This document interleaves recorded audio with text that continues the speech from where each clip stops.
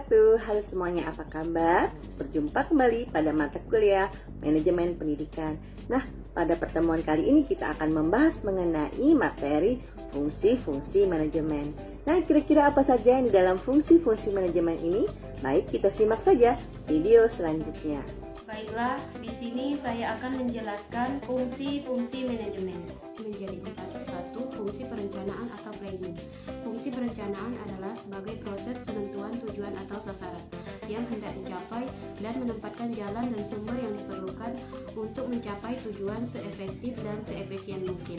Menurut Burhanuddin mengatakan bahwa pada dasarnya perencanaan merupakan suatu kegiatan yang sistematis mengenai apa yang akan dicapai, kegiatan yang harus dilakukan, langkah-langkah, metode, pelaksanaan tenaga yang dibutuhkan untuk menyelenggarakan kegiatan-kegiatan pencapaian tujuan. Adapun langkah-langkah dalam fungsi perencanaan: 1. Merumuskan misi dan tujuan. 2. Mempertimbangkan faktor pendukung dan penghambat tercapainya tujuan. 3. Menyusun rencana pencapaian. Adapun unsur-unsur fungsi perencanaan: 1. Tindakan apa yang harus dikerjakan. 2. Di mana tindakan itu harus dilaksanakan. 3. Kapan tindakan itu dilaksanakan. 4. Siapa yang harus melakukan tindakan. 5. Bagaimana cara melaksanakan tindakan. Syarat-syarat fungsi perencanaan: 1. Perencanaan harus didasarkan pada tujuan yang jelas. 2. Bersifat sederhana, realistis, dan praktis. 3. Memiliki fleksibilitas sehingga mudah disesuaikan dengan kebutuhan serta kondisi dan situasi sewaktu-waktu.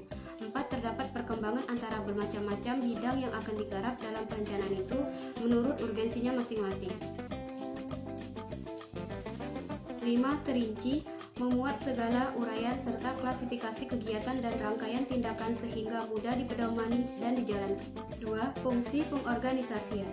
Menurut Hasibun, mendefinisikan pengorganisasian sebagai suatu proses penentuan, pengelompokan, dan pengaturan bermacam-macam aktivitas yang diperlukan untuk mencapai tujuan, menempatkan orang-orang pada setiap aktivitas, menyediakan alat-alat yang diperlukan, menetapkan wewenang yang secara relatif dilegalisasikan pada setiap individu yang akan melakukan aktivitas tersebut. Pengorganisasian yang baik memiliki beberapa indikator, yaitu: 1. Tujuan dirumuskan dengan jelas dan tepat.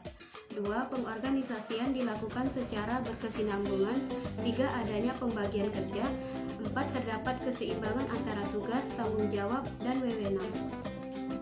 Langkah-langkah fungsi pengorganisasian: 1. Menentukan tugas-tugas yang harus dilakukan untuk mencapai tujuan organisasi. 2. Membagi seluruh beban kerja menjadi kegiatan-kegiatan yang dapat dilaksanakan oleh perorangan atau kelompok. 3. Menggabungkan pekerjaan para anggota dengan cara yang rasional dan efisien. 4.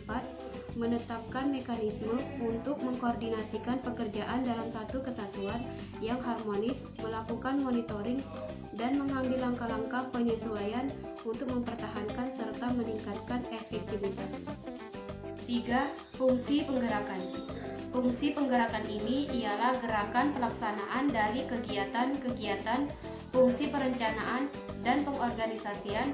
Pengarahan dapat diartikan sebagai suatu aspek hubungan manusiawi dalam kepemimpinan yang mengikat bawahan untuk bersedia, mengerti, dan menyumbangkan pikiran dan tenaganya secara efektif dan efisien untuk mencapai tujuan yang telah ditetapkan. Berarti ruang lingkup pengarahan, pengelolaan sumber daya manusia yang efektif dan efisien.